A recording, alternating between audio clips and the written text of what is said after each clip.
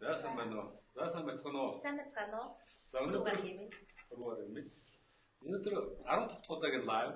Ааха. Өнөөдөр ярих гол сэдв маань Facebook-ийн сурталчилгаа яагаад явдаггүй вэ? Тийм. Явахгүй байдаг асуудлууд юу вэ те? Ааха. Ер нь сүүлийн үед хамгийн их тохиолддог гарч байгаа асуудлуудын нэг нь ерөөсөө энэ Facebook-ийн сурталчилгаатай холбоотой асуудал байна. Ааха. За сурталчилгаа зогсчдөг, батлагдахгүй байдаг. Эсвэл ер нь миний сурталчилгаа яагаад явахгүй вэ нэр хараад өгөөч гэдэг. Ийм хүү юмуд их ирдэг болсон. Дээрээс нь Facebook өөрөө бас сурталчилгаанаар тавигдах шаардлагуудаа чангалтсан. Ааха. За Монгол caption text монгол хэлний саппорттой болсон сурталчилгааны хэсэг. Ихсэн орчуулж явах шиг байгаа тийм. Тийм. Тэгэхээр тэндээсээ бас янз бүрийн шаардлагууд, янз бүрийн одоо мэдээллүүдийг аваад тавьдаг шаардлагуудаа илүү шангалтсан. Тэгээд сурталчилгаа зогсох ийм нөхцөл байдлууд үүсэж байна. Ааха. Тийм учраас өнөөдөр хэдүүлээ ойлаа. Ер нь яагаад сурталчилгаа зогсчд юм бэ? Шийдэх асуудлууд нь юу вэ? Талаар ярилцсан. Тэгээ ер нь бол өнгөрсөн 3 сарын хугацаанд хамгийн өдөр болгон тохиолж байгаа асуудал угаасаа юм бас. Тэгэхээр ер нь 3 сарын хугацаанд маш их асуудал тулгарсан.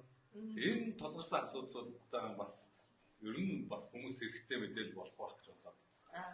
Өнөөдөр ингээд юу бэлдсэн? Нийтлэл бэлдсэн байгаа. Тэгэхээр лайваар ер нь бас энэгээ илүү тайлбарлах талаас. За хүмүүс ч гэсэн их асуугаад байгаа шиг байна. Сурталчилгаа яагаад зогсож байгаа? Зүг зүгээр явжсэн сурталчилгаа зогсчлаа вэ? Ер нь болохоор яг нөгөө тавьдаг шаардлагууд нь чангарчихсан. Тэгээ ялангуяа Монгол caption текстүүдийг орчуулж шалгадаг. Энэ хяналт шалгалтууд нь бас нэмэгдсэн тийм учраас бас одоо сурталчилгаатай холбоотой асуудлууд нэлээд гараад байгаа. Тэгээ өнөөдөр одоо 2 удаагийн лайв ерөнхийдөө яг энэ талаар нэлээд хэлэнгүү ярилцахаар ингээд бэлдсэн байна.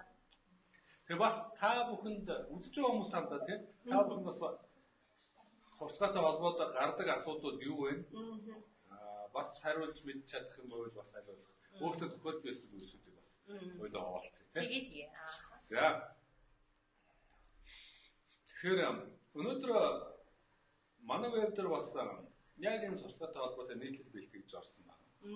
Тэгэхээр энэ нийтлэлийг хөдөлгөөн бас хамтдаа сонирхоод хамтдаа тайлбарлаад тулгарч байгаа жишээнүүдийг харилцаа. Тэгээ.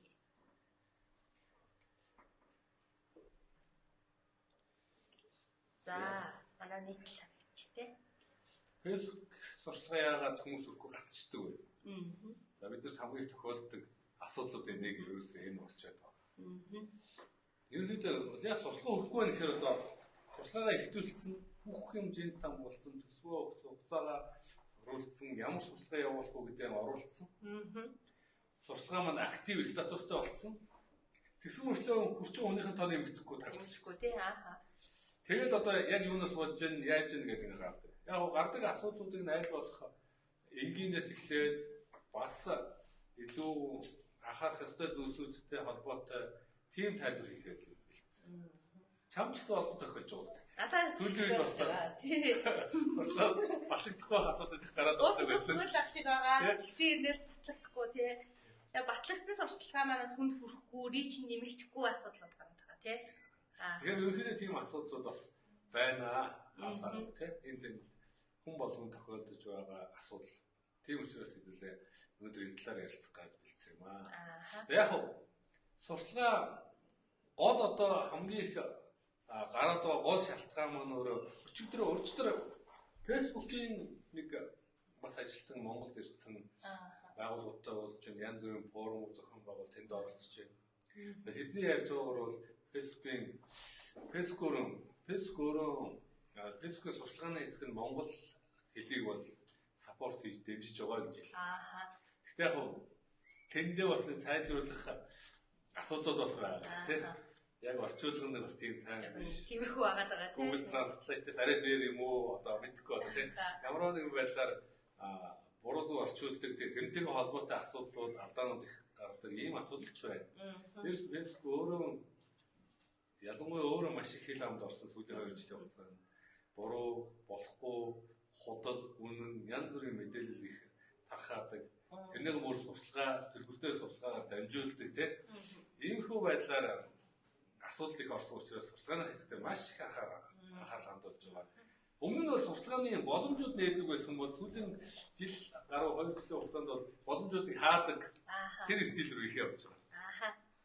За тэгээд өнөөдөр яг тэр талаар хэлээ ярилцсан. За тэгэхээр ер нь Facebook-ийн сурталчилгаа хүрхгүй байх шалтгааныг нэг 3 хэсэгт хуваагаад үз. Компани ажлын хэмжээнд, кампайн, ad set-ийн түвшинд тэгээд яг ad буюу сурталчилгааны түвшинд ямар их асуудал гардаг вэ? Эхнээс нь хэлээ. Хамгийн түрүүнд гардаг асуудал ерөнхийдөө хүмүүс тухайн сурталчилгааны аккаунт дээр spend limit буюу одоо зарцуулалтын хязгаарлалт тавьсан байдаг. Жишээлбэл $200 сурталчилгаа явуулна гэж засвар хязгаар тавьсан бол тухайн аккаунтаар дамжуулж явж байгаа сурталчилгааны нийт төсөө 200 хүрчих юм бол сурталчилгаа зогсчихдаг. Тэгээ тийм асуудлууд нэлээд гарна. Хүмүүс мэдээж янз бүрийн одоо дараа нь Facebook-тэй төлбөрийн янз бүрийн асуудал гаргахгүй тулд лимит тавьдаг. Тэр зөв. Гэхдээ тэр лимит маань дуусч яах вэ яаж манай сурталчилгааны үр дүнд дээрээс нь сурталчилгаа явахын идэвхтэй байх юм нөлөөлөх үү буюу яаж нөлөөлөхөр байна, яаж ихсэх үү гэдгээ бас тоосч үзэж явах хэрэгтэй байна. Яг шийдэх асуудал нь амархан. Лимит өсгөл болоо. Лимитээ өсгмөргүй байвал яаж хянах вэ одоо? Яг ямар зарцуулалттай явж байна гэдэг. Ерөнхийдөө яг бид нэр за жишээлбэл одоо энэ дээр шийдэх арга нь сурталчилгааны даасны хязгаарлалтай ads manager рүүгээ орно биелийн хэсэг рүү ороод миний биелэр нь одоо хэд вэ? Манай энэ аккаунтер хэдэн доллар зарцуулсан байна гэдгийг хянж болно. Тэр маань би $200 лимит тавьсан байгуул одоо зарцуулсан хэмжээ нь хэд вэ гэдгийг харах хэрэгтэй. $180 зарцуулсан байгуул одоо би $20 яваад миний лимит дуусна, сурталчилгаа дуусна шүү гэдгийг мэдчихлээ байх хэрэгтэй гэсэн үг тийм.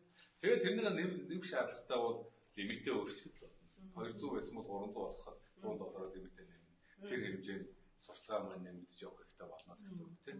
Тэгэхээр ерөнхийдөө лимит тавих хэрэгтэй. Тэр бол бас нэг урьдчилан сэргийл гарах хэмжээ. Бид нар алдаа гаргаж болно. Алдаа гаргасан дахиад асуудал бас өөрөөр иргэнтэй. Тийм учраас лимит явах нь зөв. Гэхдээ лимит маань манай сурталчилгааны үр дүнд нөлөөлөхгүй байхаар бас энийг бас тооцож үзэж энэ лимитийг хянаж байгаарай л гэсэн үг тийм. За дараа нь болохоор ad set-ийн түвшин. Ad set. Яг ad set бол одоо сурталчилгааны сегмент хэд хүрэх вэ? Хугацаа, төсөв энэ хэсгийг ер нь зохицуулдаг сурталчилгааны бүтцийн хэсэг тийм. Чухал хэсэг тийм. Одоо их гол одоо сегментээ сонгодог, хугацаанд тохируулдаг, төсвөөнд оруулдаг хэсэг нөө ad set. Тэгэхээр энэ хүрээнд болохоор хамгийн түрүүнд хамгийн энгийн тохиолдол зүйл нь хугацаа тоолбол асуудал. Тэгээ хугацаа дууссан бидний оруулж өгсөн хугацаа өчигдөр дууссан бол өнөөдрөөс сурталчилгаа явахгүй болсон байна тийм учраас сурталчилгаа маань нэгэд итгэжгүй явахгүй болчвол хугацаанд дуусч юу гэдгийг шалгах хэрэгтэй байна. За хоёрдугаарт саяхан биднэрт бас тохиолдсон манай харилцагч тохиолдсон. Хугацаа нь болоогүй байх магадлал. Бид нар сурталчилгаагаа эхлүүлэхдээ дуусах хугацаанд оруулсан.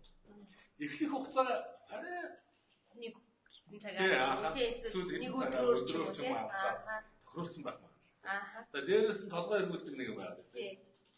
Калифорни цагаар сурталчилгааны цаг. Тийм, Хонконгийн цагаар, Калифорни цагаар гэх тийм. Тэгэхээр Калифорни цагч нь өөрөө бид нэ тооцож үзэх зохион хийсэн.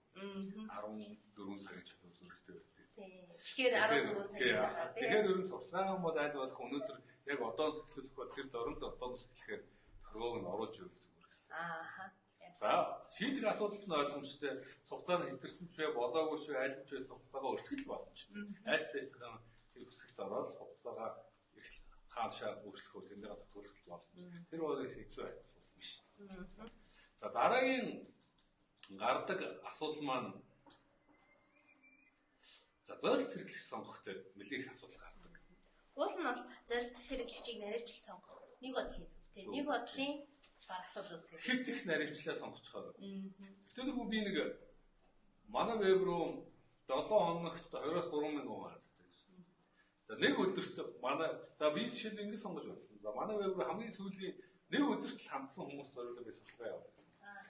Маш зөв хүн сонгож магадгүй. Ялангуяа тодорхой хуудсыг сонгочих юм бол хэдэн хүний тухай асуудал яригч магадгүй тийм.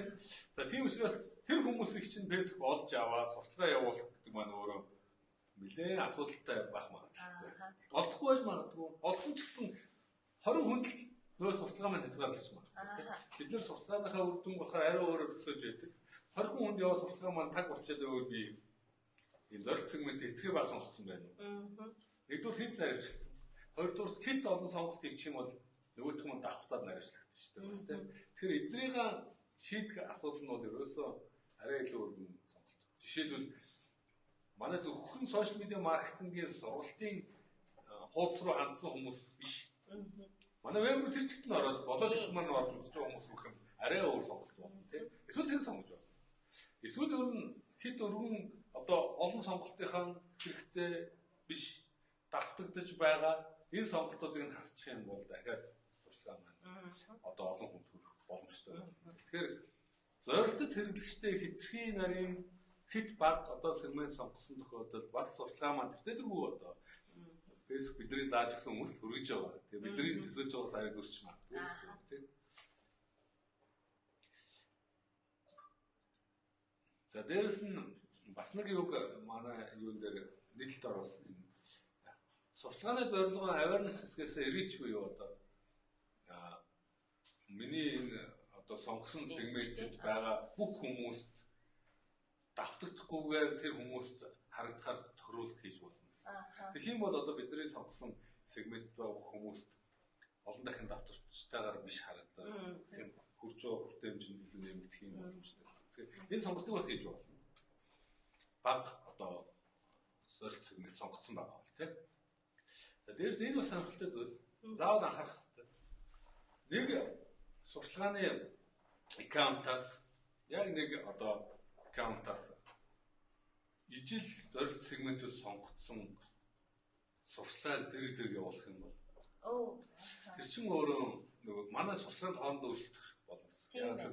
Би мөнгөний төлж байгаа тэгсэн мөртлөө чамд харуулна гэж сурталчилгаа сонгоцсон. Дараагийн сурталчилгаа үүсэхдээ дахиад адилхан чамд өндөрлөн байх юм бол энэ хүн сурталчилгаа харуулахын тулд би хоорондоо өрсөлдөө. Үнэ өсгөх магадлалтай. Дээрээс нь яг энэ нэг сурталчилгаан дээр сурталчилгааны аккаунт дээр бол Facebook яадаг вэхээр альцоо зарчим нь алгоритм нь өөрөө илүү үр дүнтэй байгаа сурталчилгаа төлхөө явуулаад үр дүн багтаа байгаа сурталчилгааг зогсоох магадлалтай. Тэгээ өөрөөр хэлбэл миний сурталчилгаа манай сурталчилгаанд хоорондоо өрсөлдөөл аль нэг нь илүү одоо үр дүнтэй байгаа тохиолдолд нөгөө сурталчилгааг маань зогсоочих юм магадлалтай байна. Тэгэхээр аль болох нэг давснаас нэг зорилготой явуулж байгаа сурталчилгаануудаа давхцсан сегментэд биш те өөрөөр сегментэд өөрчилж явуулж байгаа тохируулууд. Сегментүүдээ сонголтоо зөрүүлж явах хэрэгтэй л гэсэн. Бид нар ч гэсэндээ ашигтай байна тийм. Яг нэг хүнтэй ингээ үрээд авах ш. Арай өргөн үрэнд бол. Тэгэхээр сурталчилгааныхаа үр дүнд ч гэсэн хэрэгтэй. Тийм. Өөрөөр хүмүүст тухайн сурталчилгаагаа хүргэх юм байна. Энэ бол их сонирхолтой. За дараа нь дээрэс нь яг энэ сурталчилгааны бидний сонгоцсон энэ зорилт сегмент энэ бүлгүүд хоорондоо давхцаж байгаа эсхийг шалгадаг тийм функц Facebook дээр бас байна. Ads Manager руу ороод assets хэсгийн audience-с аль хоёр одоо audience-ыг хооронд нь харьцуулах уу гэдгээ сонгож байгаа л show audience overlap гэдэг энэ функц. Тэгэхээр аль хэдэн хувийн давхцаж байгаа гэдгийг харуулдаг. За тодорхой хувь хит өндөр байх юм бол бид нар бас нэг сегментэд зориулсан хоёр өөр сурталчилгааг хооронд нь өрсөлдүүлээд өмнө зам хэмжээнд л гэсэн үг. Тэгэхээр энэний бодлого хэрэгтэй болно. Энэ талаар бас бодлогоороо анхаараарай. За үнийн санал төсөв хэтрхээ баг. Ер нь болохоор онлайн сурталчилгааны энэ платформуд Google ч гэсэн адилхан ер нь л баг бүх онлайн платформуд үн харилцах зарчмаар бидэг. Өөрөөр хэлбэл би үн санал болгож болно. Хамгийн дээд үн. За би юу тэдээс дээш бол угаасаа сурталчилгаа маань явахгүй шүү. Хамгийн дээд үн маань тэд байх ёстой шүү гэдэг юм. Тийм. Юу гаргаж болно. Үний санал гаргаж болно. За эсвэл төсөв. Төсөв өөрөө бидний өгж байгаа сурталчилгааны төсвөөр сурталчилгаа хүрэх хүртээмж маань тодорхойлогдсон. Тийм. Монгол доллар ойролцоогоор $1-оор 1000 орчим хүнд хүрээд байгаа шиг харагдаад байна. Тэгэхээр бидний хувьд ойлгомжтой $1 бол би 1000-аас дээш хүнд за яг 1000 2000. Гэхдээ 10,000 20,000 хүнд хүрэх боломж байхгүй. өдрийн $1 төсөв.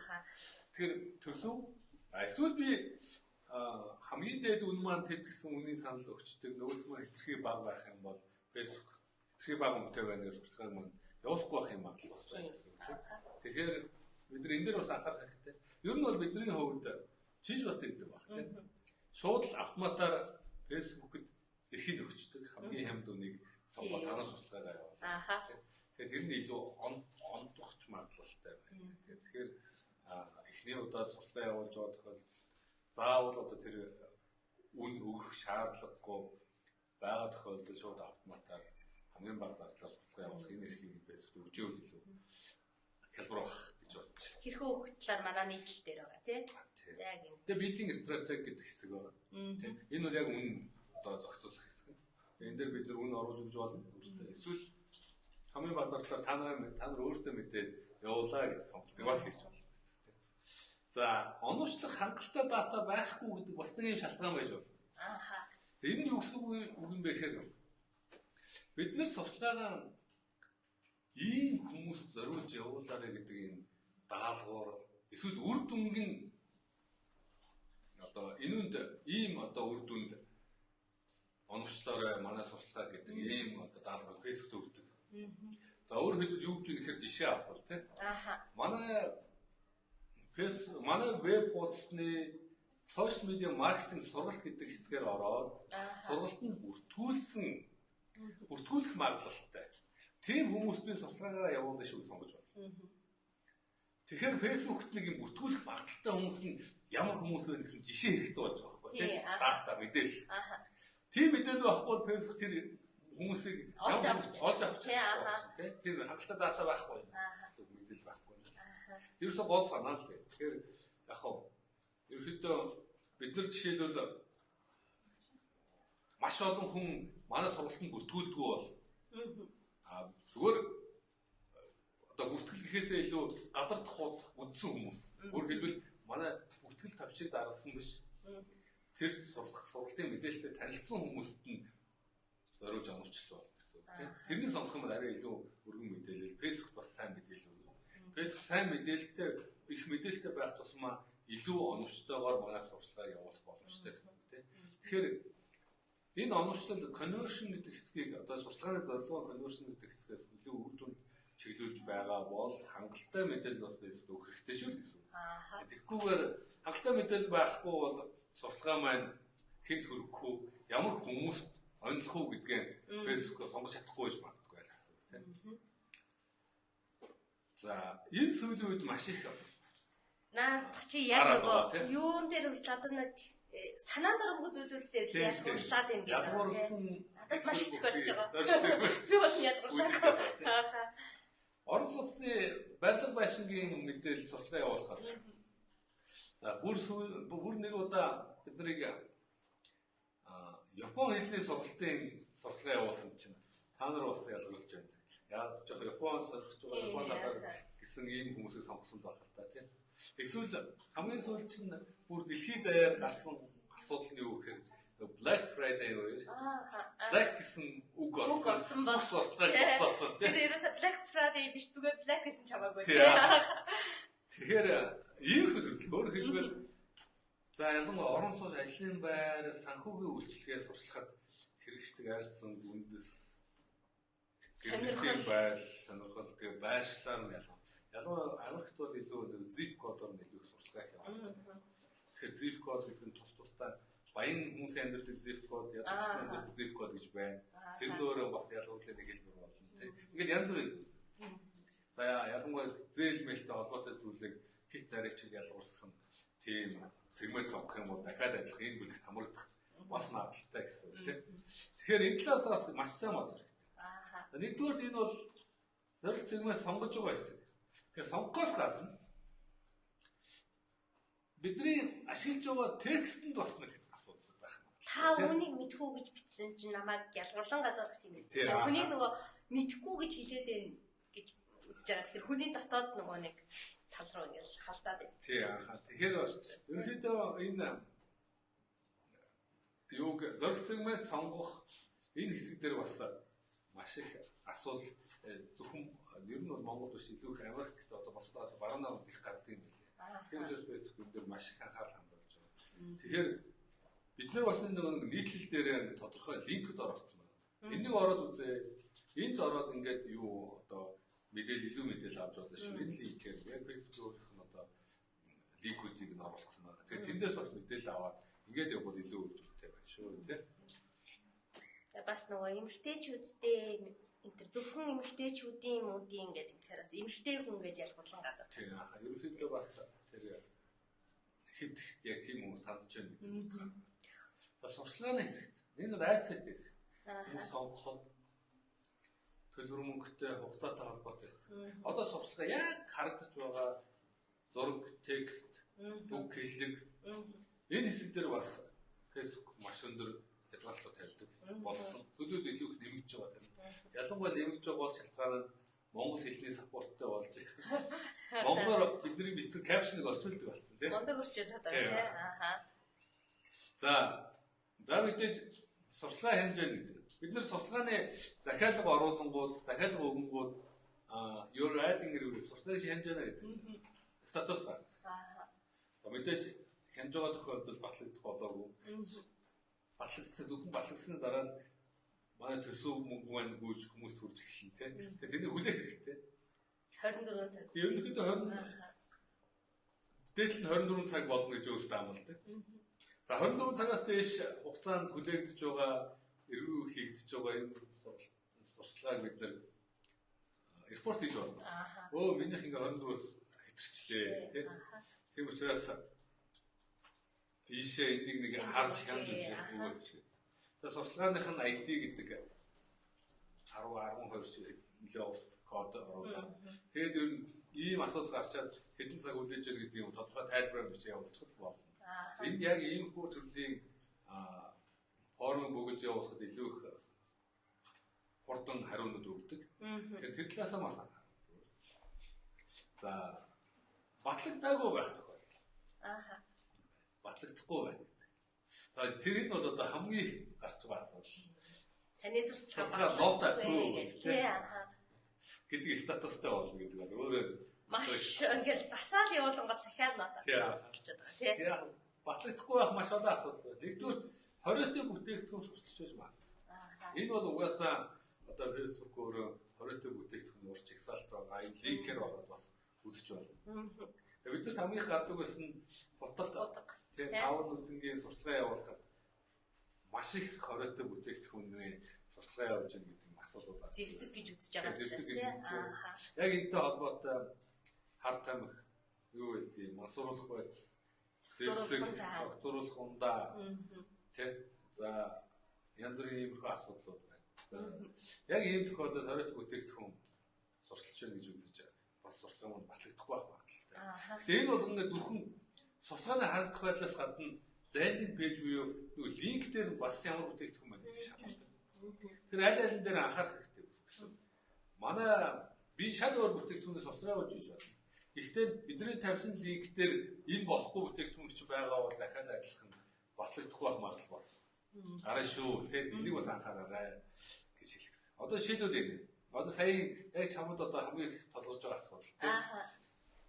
Бид нэр ашиглаж байгаа бүхэлдээс хамааруулаад янз бүрийн асуудал байна. Одоо жишээлбэл энэ дээр зүгээр жишээ оруулсан. Ханиадны шинэ юм гэж хэлж болно. Гэхдээ та ханиадтай байна уу гэх юм бол асуудал. Гэх юм бол хүний ханиадтай агаар нь халдаад байгаа юм. Толгойд. Яг энэ болохоор за энэ ханиадтай байна уу? Ханиаднаас илүү сериусны өвчин бүдэр бүр илүү анхаарал хандуулж байгаа юм байна тийм. Тэгэхээр энэ тийм байна уу, тэгж байна уу гэдэг юм асуултууд өөрөө нөгөө өвчтэй байгаа яг тэн дээр бас зовж байгаа тийм. Сэтгэл даамтууд тэрний сануулаас сэтрэгээд магадaltaй гэж үздэг юм шиг байна.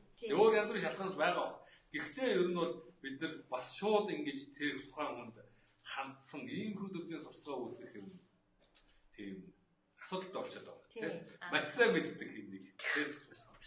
Саяхан бүр нэг юм жишээ манай сошиал медиа маркетинг групп дээр ярьж ирсэн. Хүүхдийн уутан хүнжил зардаг. Таны үг чинь дараа ханиад үрээд байгаа юм шийдэх гэж асуусан чинь. ийм хүмүүс хандсан сурлагын үн чинь та болохгүй гэдэг ингээд тийм. Тэгэхээр бас үг хэлгэндээ анхаарах хэрэгтэй гэсэн. Тэр оруулж байгаа текст үг хэллэг янз бүрийн асуудлууд тийм. Энэ зөв мэдээлэл байна уу? Эсвэл хүмүүс шууд хандаж байна уу? Одоо өөр юу гэдэг тийм. Энэ оруулж байгаа текстүүд ашиглаж байгаа энэ текстийн өмнөд дээр бас заавал анхаарах хэрэгтэй гэсэн. Facebook-ийн зүгээс болохоор нөгөө хүнд яг хандаад байна гэдэг тийм хариу ирдэг. Гэхдээ бид нар нөгөө тэрийг бас caption-а анзаарахгүй өнгөрчих магадaltaй юм шиг байна. Тэгэхээр caption дээр бас юу бичиж байна гэдгийг caption тийм яг. Тэгэхгүй бол хүмүүс нөгөө яг зурган дээрээ би ч өөрөө зураг хараад миний зурган дээр юу ч яахгүй шүү дээ. Энд чинь ганц зураг байна шүү дээ гэдэг ингээд. Миний caption-ыг маань орчуулаад шалгаад энэ болохгүй байх шүү гэдэг энэ юу гаргаж одоо батлагдахгүй магадлал болоод байна тийм. Тэгэхээр зөвхөн зургийн видеоны харагдах тодорхой агуулга биш бидний бэлдэж байгаа caption их чухал. Дээрс нь тэн дээр байгаа линк холбоосууд бас их чухал. Тэрнийг бас давхар шалгадаг. Дотор нь юу вэ? Одоо дараад орохоор гэдэг. Тийм учраас л одоо аль алин дээр анхаарах хэрэгтэй байна л гэсэн. За сурчлага батлагдахгүй байх магадлал ер нь ялангуяа Монгол caption орчуулад алдаатай шийдвэр гаргасан байж болно. Нөгөө орчуулгын нөгөө програм тийм Google Translate шиг орчуулгуудаа шал өөр байдлаар ойлгуулсан. Өө сурчлаач батлагдсангүй та тийм болохгүй юм сурчилж байна гэж магадгүй. Тэгээ тийм тохиолдолд энэ апил хийх хэрэгтэй. Өө энэ тийм биш ээ. Энэ чинь ийм гэж. Маш сайн танай сурчлаа. Бидний сурчлага зөвхөн ийм агуулгатай.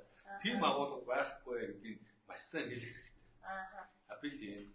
За нэг удаа буцаж магадгүй, хоёр удаа буцаж магадгүй, гурав дахь дээр нь баталж магадгүй.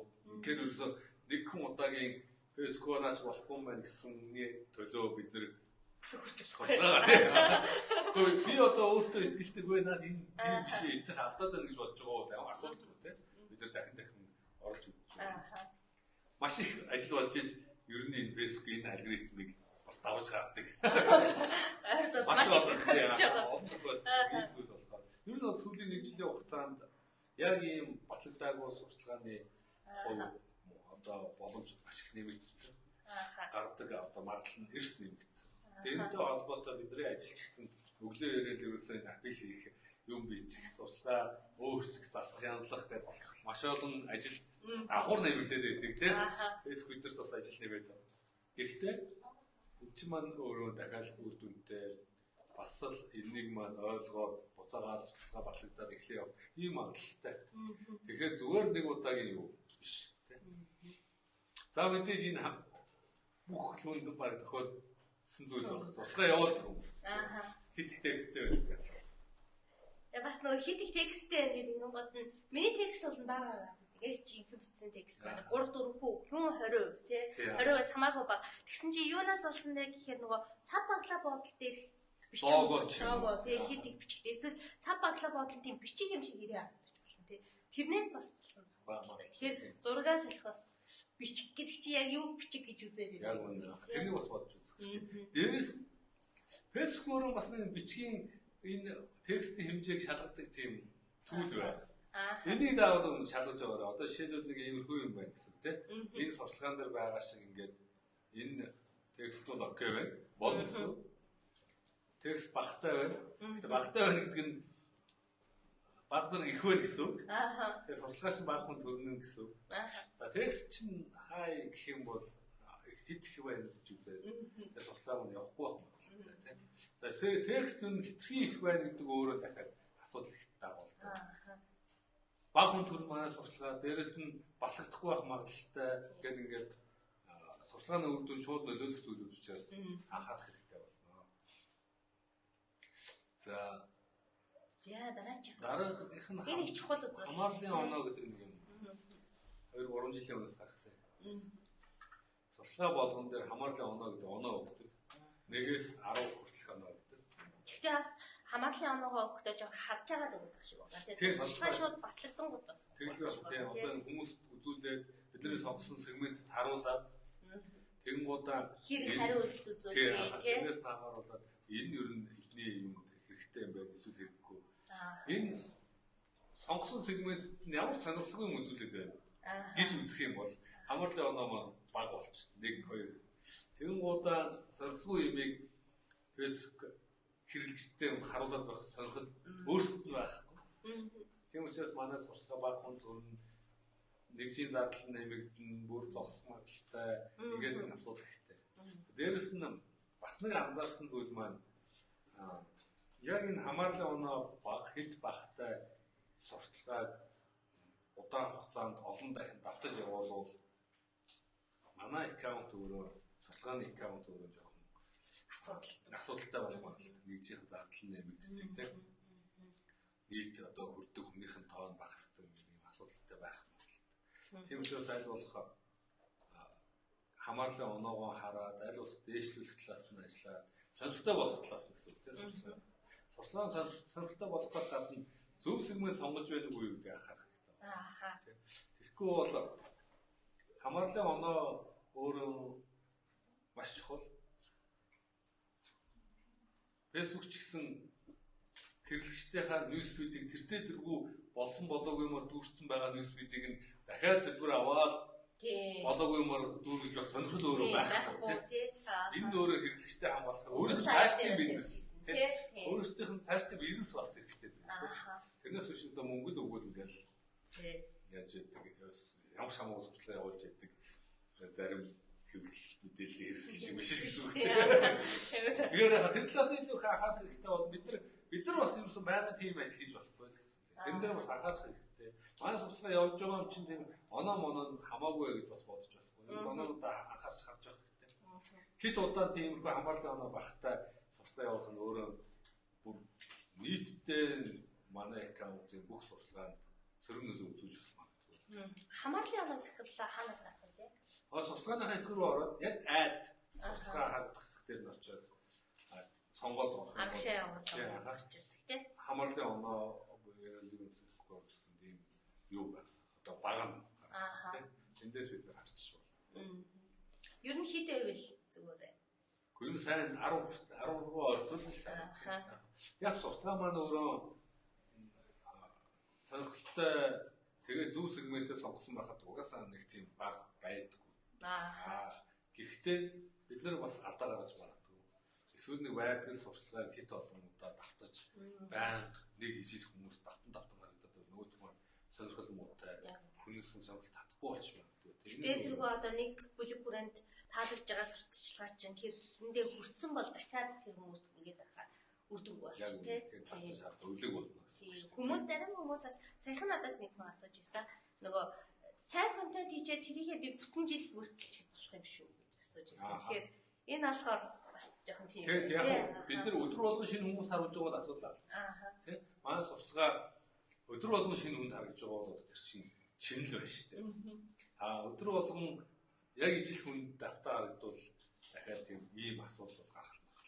Тэгээ мэдээж үр дүн маань тодорхой хугацаанд буурчил таарна. Нэг юмыг олон дахин харагдсан хэрэглэгчдийн хувьд хариу үйлдэл баг үзүүлэх. Тэгэхээр сурталчилгаан дээр бол одоо батлагдахгүй байх юм магадлал бас байна. Ямар батлагдахгүй байх ямар одоо магадлал байдаг вэ? Энэ талаас өнөөдрийг сурталчилгааны гол одоо ярьсан зүйл. Дараагийн лайваар бид нар одоо яг сүүлийн 3 сарын хугацаанд бас нэлээх ажил болсон нэг зүйл маань Facebook-ийн сурталчилгааны саппорт хэсэгтэй яаж холбогдох вэ? Яаж яг бодит хүнтэй ярьдаг юм уу? Мэйлээр харьцах юм уу? Яг энэ дээр нь ямар хөө байдлаар харьцах боломжтой. Энэ талаар бас лайв бэлдээд мэдээлэл бэлдэж оруулах юм төлөвлөгөөтэй байна. За, ер нь болохоор ингээд сурталчилгаа өөрөө батлагдахгүй олон удаа сурталчилгаа батлагдахгүй байгаад эхлүүл бид нар заавал хүнтэй холбогдож ярилцж байж, учрыг нь ойлгож байж ингэж сурталчилгааныхаа аккаунтыг сурталчилгаанаас сэргээж авахгүй бол ер нь асуудал маш их толгорно. За, нэг удаагийн зүгээр манай энэ сурталчилгаа ийм асуудалтай болохоор батлагдсангүй. Тэгээд гараад ирж магадгүй. За, би энэ алдаатай байна. Та энэнийг засаж гээд болохоор мэйл явуул апил хийдэг тий. Тэгэнгүүт хариуцсан ажилт нь үзээд энэ дэр тийм байна гэдэг нь баталж магадгүй. Гэхдээ шүн дахиад нөгөө алгоритм нь ажиллаад манай сурчлагыг дахиад унтраачдаг юм. Ийм асуудлууд их гардаг. Тэр бол их асуудалтай тий. Тийм учраас бид нар юу хийв вэ? Ер нь яг бодит тийм хүнтэй холбогдож дахин бас одоо дараагийн юуг нь ийм асуудал гарахгүй байхаар шийдвэр зүгээр. Тэгэхээр өнөөдөр дараагийн лайв бол яг энэ талаар бас ярилцъя гэж бодож байна. Тэр байнга сурчлага явуулдаг хүмүүст байнга тохиолддог асуудлууд маань ийм асуудал байдаг учраас тийм. За ингээд өнөөдрийн лайв өндөрлж байна. 15 удаа яриа тийм. За сурталчилгаатай холбоотой өмнөөс хоёулаа ярьсан байгаа тийм. Тийм сурталчилгаа илүү яаж одоо оновчтой сайн явуулах уу гэдэг. Эндээр болохоор одоо сурталчилгаа батлагдахгүй янз бүрийн асуудал гараад байвал яах вэ?